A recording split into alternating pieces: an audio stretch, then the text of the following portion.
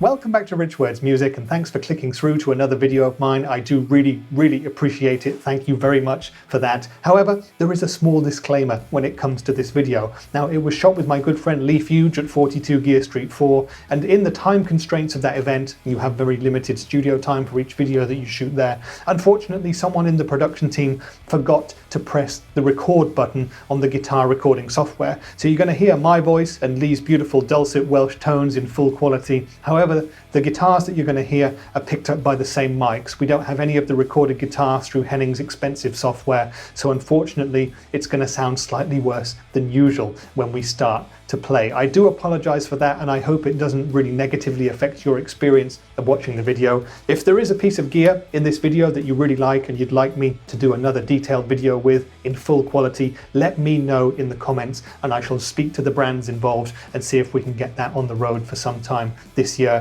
But enough talking. Don't forget, there is a companion video to this piece on Leigh's channel where we go through the tent at 42 Gear Street and pick the pieces of gear that we're going to be using in this video, so that's a lot of fun. So enjoy this video. Again, apologies for the slight dip in quality when it comes to the guitar sounds, and I'll see you for another video very soon. Cheers.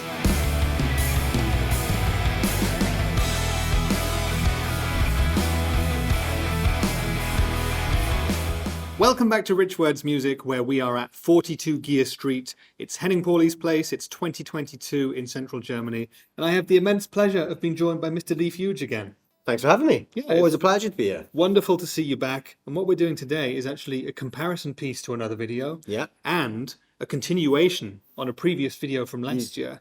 Cast your minds back to 2021 and 42 Gear Street 3. Leigh and I worked together to try and find a very affordable rig that you guys might be able to use in any sort of gigging or musical situation, and we failed miserably, didn't we? Oh yeah, it was a catastrophic failure. Exactly. We set ourselves a budget of about £1,000 or something. Yeah. And by the time we came to picking a decent, affordable guitar, we were already at £1,000 with the PJD Woodford Standard, right? Then we ended up with a Tone King amp that was about 2,000 or 3,000, and a bunch of pedals, which on their own took us over the budget limit that we'd set ourselves anyway. I think our €1,000 limit cost us about £6,500. Yeah. So, yeah, what are you going to do? Yeah, but that was our first try. And what we're going to do today... It's not as if we knew better. No, exactly.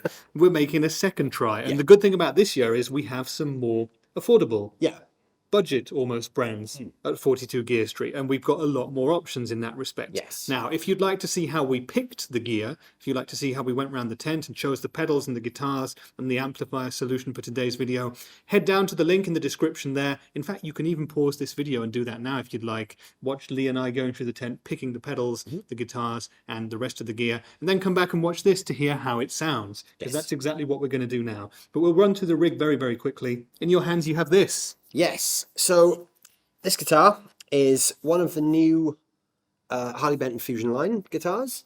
So the Fusion line is their kind of super stratty type vibe. These retail at sort of the €330-ish mark. So they're really affordable guitars. This one is kind of catered more towards the heavier player. So if you're looking to play like rock or even metal, you've got this really cool sort of satin black body, a pair of EMG humbuckers, roasted maple neck, 24 stainless steel frets. It's a good solid rock guitar. Decent, solid rock guitar. Locking tuners as well, I believe. Yes, locking tuners as well. Yeah. And we're comfortably under €500 yes, with this guitar, I believe. So yeah, an awesome choice if you're on the heavier side of the tonal spectrum. We also decided to pick a second guitar just for those of you who might want something a little bit more classically voiced. And that is this one right here. You'll recognize it if you know either of our channels. Yes. The Ibanez AZES31. Yeah. This is obviously a bit more of your traditional triple single coil, double cutaway body, S type. Yep. Hardtail bridge, which I love. I think that's fantastic. I love this specific model of guitar. Yeah. I love this exact guitar because this is the one I've had at home for a few months and Ibanez made me give it back to bring to the show. Yeah, I like this one too. Yeah. This was actually the one at 42 Gear Street last year that everyone loved. And this was quite a funny guitar actually, because again, these retail at same sort of price, like 300-ish euros, yeah. And the funny thing with this guitar last year was we had all these great brands here, like Nick Huber and all these sort of high-end guitars, and this was the guitar that was consistently in someone's hands, and it was like €300. Yeah, there were so many videos made on Yeah. it by almost everybody, including by both of us. Yeah. There'll be links. You can watch those if you'd like more detailed views of this guitar. But it was the breakout star of last year's show, Yeah, I would say, in so. that regard. So this is for your more classically themed players, for your cleaner types of music. Those are the guitars. What did we choose when it came to the amplifier side of things? Okay, so a complete contrast to the Tone King amp we went with last year. This year we've got this really cool thing, which is the orange guitar Butler. So this is a really cool piece of gear. If we could get a good shot of that, that would be good, so we can see what this thing's all about. There it is. So this thing is a dual channel preamp. So we've actually got this running into the front of another amp right now, but obviously if you're using this in a band context, you can use this balanced output at the back, which has a built-in cab sim, and go straight to the PA. That's kind of the idea with this, is that this is a portable and affordable rig that you could literally plug into any PA system, or any amp for that matter, and get your tone. Exactly. So it's dual channel, as stated. It's made in England, so that's Yes. pretty cool. And wait till you hear the price, because it currently costs about €390 Yeah. over here in Europe. And I think for something made in England that does all of this, that's not too bad, is it? I would have easily said something like that, especially being made locally in the Orange factory in England. I would say that would cost at least double that, Yeah. just because the fact it's still made in England alone. So the fact that's going out for about 350, 360 in the UK is crazy. Yeah, exactly. And so just looking at the pedal here, if you're not that familiar with it, you've got two channels, a clean channel and a dirty channel. These controls here control the clean channel, switch to control the dirty channel, and the dirty channel actually has two separate volumes that you can control by pressing this foot switch here. So lots of tones just in this on its own, but we also decided to get a bunch of affordable pedals to take this rig to the max. Which is what you see right here. Yes. So we've gone with some kind of classic tones, really, like nothing too outlandish. Carl Martin Plexi Ranger. This is a good one because it's got two different sides. There's a lot of boost in that one, as you can hear there. This is a Plexi in a box kind of pedal. And then obviously we've got the added boost, which is nice because that's just an extra kick. Yep. And the boost sounds great on its own, by the way. It's like a treble, it's like a Rangemaster sort of a boost. So we're going to see that as well, yeah. Yeah, so you've essentially got two different flavors of gain there, but also you can use them individually. Coupled with the two different gain stages on here, there's a lot of gain options just there alone. Gain for pretty much any style of music, yeah. Ibanez mini chorus, because everyone needs a chorus. Yep. Just because, sometimes it's nice to give your clean guitar part so your lead lines a little bit of shimmer. And then the Ibanez mini analog delay. Very simple, basic, bread and butter VBD style of delay. Yeah. Used by so many players for very good reason. Yeah. And then we move across to the final pedal on the board, which is the TC Electronic Hall of Fame 2 Mini. Looks very, very simple, but has TC Electronic's tone print technology built in. So you only have one reverb on tap, but you can use the tone print app on your phone to dial in any reverb that you would like. Yes. So very, very cool. Of course, you could substitute this for any pedals of your choice. If you don't want chorus, pick something else, pick another kind of modulation, whatever. But these were some great affordable choices that we could find in the tent. Now, the Plexi Ranger is not going to set you back more than 150, 160 pounds or euros. Yeah, I think it's even more affordable than that. I think it's closer to like the 130 mark. Yeah, exactly. So really not bad considering you have the two flavors on the two sides there. The Ibanez mini pedals are around the 100, slightly more, slightly less sort of a mark. And the TC Hall of Fame Mini 2, similar again. Yeah, that's always kind of sat at that sort of region. So really, again, we keep talking about the £1,000 price point, and that's kind of a good way to think about that. Is it 130? Call those 100 each. We may be wrong, but call them 100 each, plus about 130 again. That's about £450 worth of pedals. Yep. £350 for that, which takes us up to 800. And then we've got two guitars here that are around the 300 mark each. Yeah. We've just gone over 1,000 slightly, but we're sort of in that ballpark. This rig is probably costing about 1,100. Yeah, which I think is really not too bad considering the options we've got here. Of course, you've got to factor in the other stuff, like we've got a tuner pedal on the table in front of us. You've got the board, your cables and so on. Yeah, but, of course. Everyone's got that already. So yeah. Right. Without further ado, let's hear some tones from this bad boy. Okay, so should we start with the Benton or the Ibanez? So let's start with the Benton, because you've got it plugged in. Okay. So, clean channel on the guitar Butler. Everything set to 12, including the gain. We've got a 3-band EQ and a gain control, no volume control here. Sounds a little bit like this.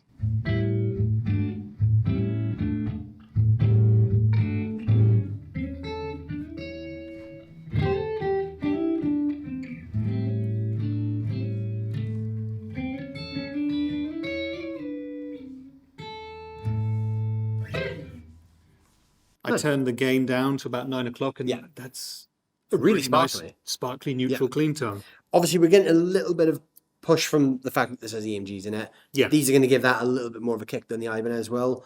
Obviously, if you're using lower output humbuckers or single coils, you're going to get even more sparkle from the clean tones. Exactly, yeah. Let's hear very quickly the dirty channel. Okay. On the guitar Butler, sounds a bit like this.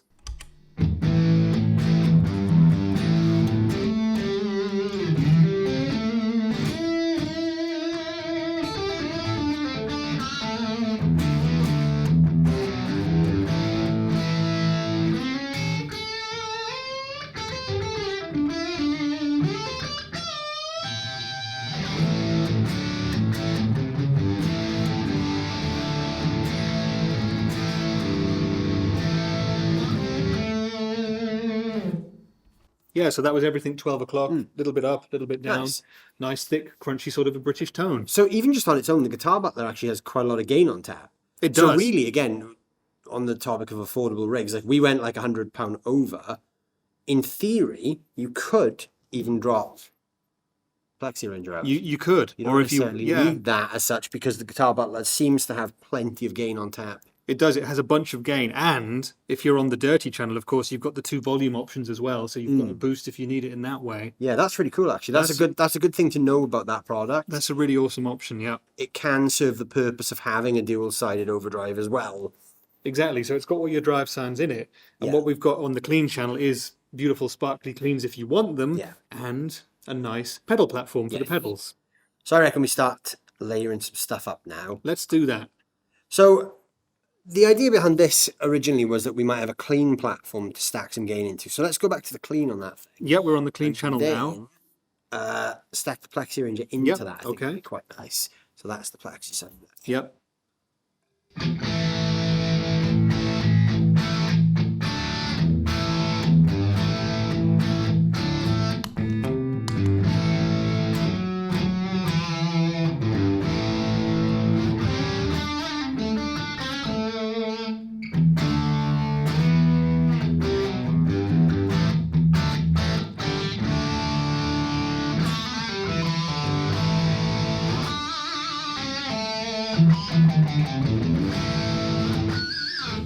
Wow, there's a lot of gain on top of that pedal. Wow, there's a lot of gain. That is a high gain Plexi if you need it. So we'll have the gain like just a smidgen above nothing, I think. Yeah, that's more my kind of ballpark. Especially with these pickups. But yeah, so lots of options there. Yeah, that's more my kind of ballpark when it comes to...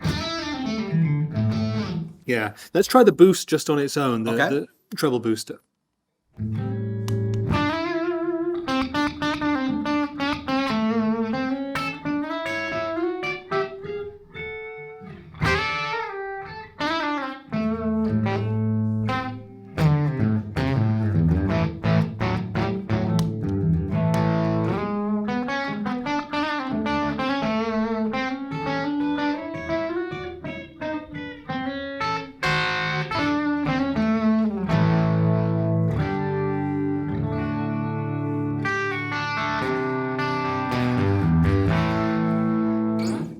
Sounds nice. That's a decent boost, isn't it?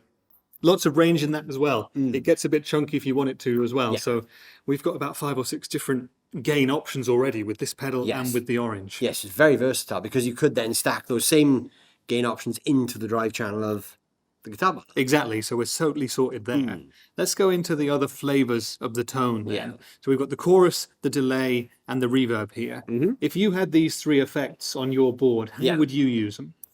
So for me, chorus has 2 different uses, one of which is 80s kind of clean tones. Maybe a little bit slower than that.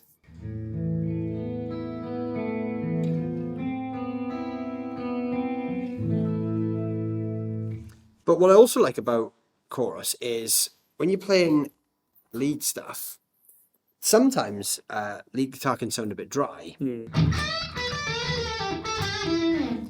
Having a bit of chorus just kind of spices it up a bit.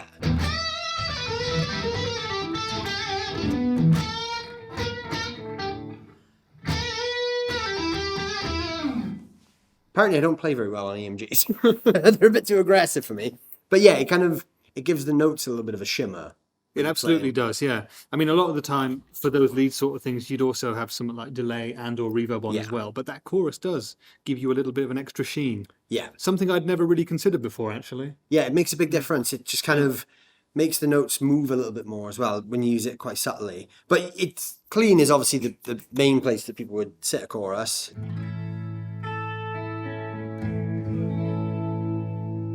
To get that kind of shimmery, clean tone. Yeah, absolutely, yeah. So that's a really decent little pedal for those usages. Yeah. Of course, like we said, you can, substitute that for many other pedals. And indeed, even in the Ibanez Mini range, there's a bunch of others, there's tremolos and so on that you could stick in there if that's what you wanted. Yeah, absolutely. Yeah. Next in the line was the analog delay.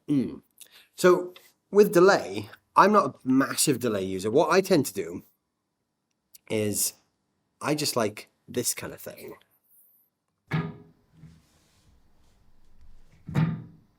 That kind of slapback sound, yeah.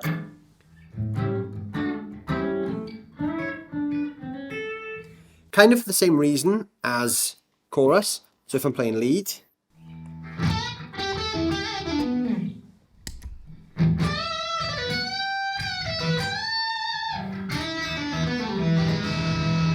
it's the same concept. It just gives you that little bit of movement in the tone. Yeah. Sometimes I'll have it so there's maybe one repeat.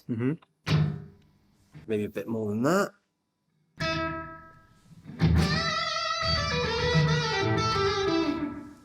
Maybe not as extreme as that. And I will also pair it with chorus a lot of the time. All right.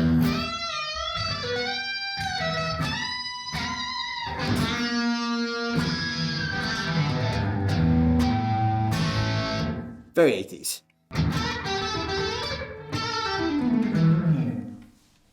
Yeah.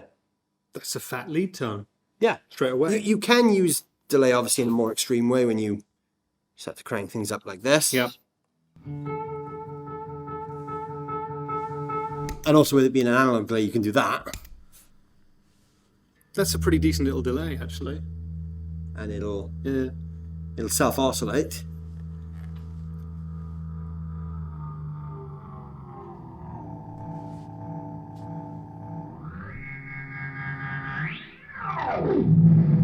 You can do that as well. Beautiful. Always really fun. Yeah, yeah.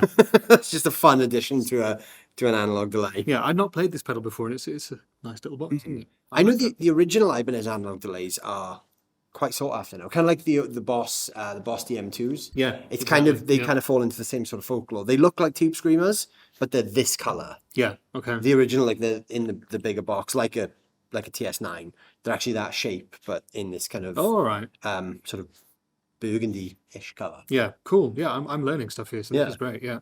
Finally, in the chain though, we have the classic, and I think everyone watching this will know the Hall of Fame by TC Electronic, a great reverb for many different sounds. The one thing that we don't know is what algorithm is currently loaded into this pedal, because we haven't tried it. Could be anything. So let's listen. Let's head and find out.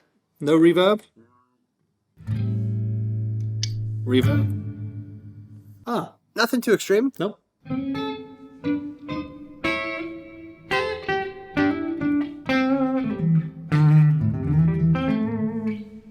So I'd say that's some kind of a hall or a church, possibly. And that's something that you could use for big ambient sounds, probably. Or you could just use it as a sort of tonal thickener. Yeah. Yeah.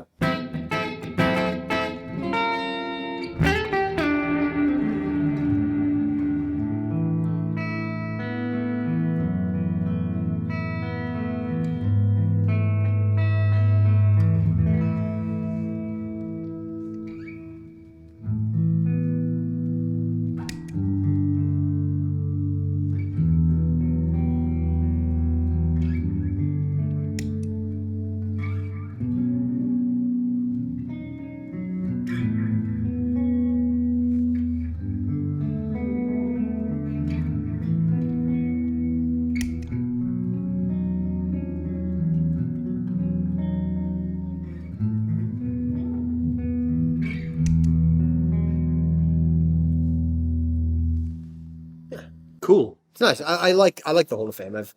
I've always been quite familiar with that pedal. This is actually the new one, and I can't remember the name of the function, but there's actually an additional function here where the foot switch is kind of like an expression pedal. Literally, when I turned it off just then, I realised that it has that. It's called the mash switch, isn't it? Mash. Yeah. Okay. So if you hold that down, it does something. I don't know what it does in this preset. Let's find But out. it does something.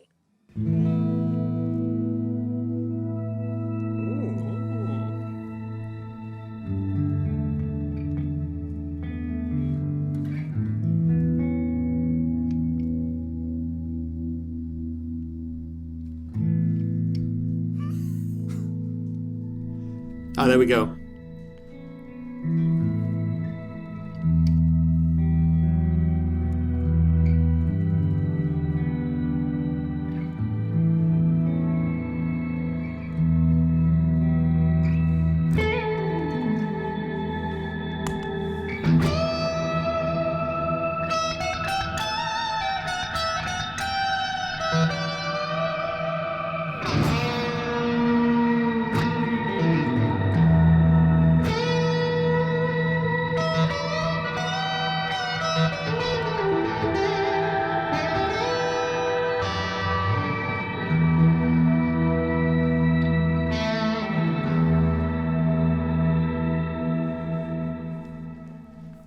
That's a fun addition. That was actually amazing.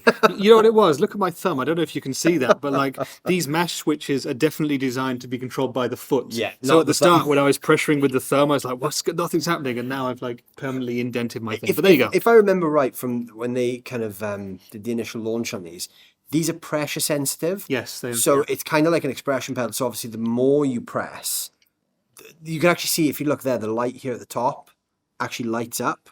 So see, the harder you push, the brighter it gets. And it gets more intense, So now I'm pressing it, but it's dim. And then as I dig in, that gets brighter. Yep. But obviously there's only so much downward force you can apply with your hand in this scenario. Yeah, exactly, yeah. Another point against playing barefoot, if you've got pedals like this. Yeah. Very true. Just wanted to bring that up. But there you go. There's also that to consider. Yeah. So that was just on the clean channel with the orange for most of it, and that was just a massive wealth of tones. I feel like we've really succeeded in our challenge today. I think you should play with the Ibanez. Ibanez. Yeah. And let's dial in some quick tones. So what kind of tone do you want? I would like... Well, let's hear the guitar Butler. Sorry, I'm just consulting my wallet to see if I can get a plectrum and actually not purchase anything, although I want to buy stuff too. Oh yeah, that's the downside of Gear Street. You always want to buy stuff. Yeah, exactly. So I'm on the bridge pickup here. I've dialed the treble way back because you do need to do that. And this is the clean channel.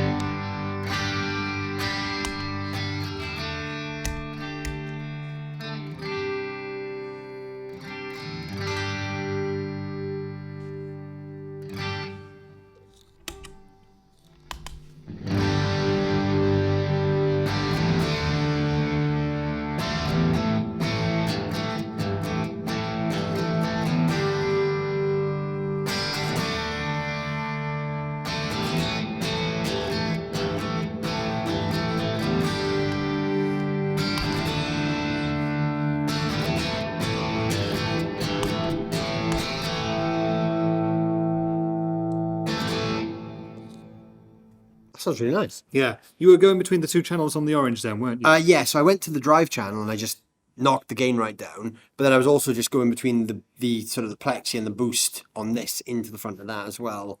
So the last tone you heard was the gain on this set very low, but with a low gain plexi side kicking into it as well. So it's just giving it a little push. Yeah, I think that sounded pretty good. It sounded pretty fat. Yeah. And again, the clean channel on that, as soon as we switched it on, Yeah. just on its own, it sounded really Yeah, nice, really sparkly. that clean channel was lovely. Yeah, just on its own, like that was just a...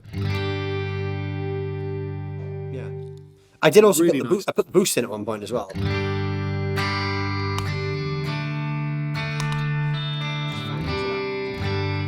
Yeah, Fans it up a little bit. really nicely, yeah. I'm a big fan of that.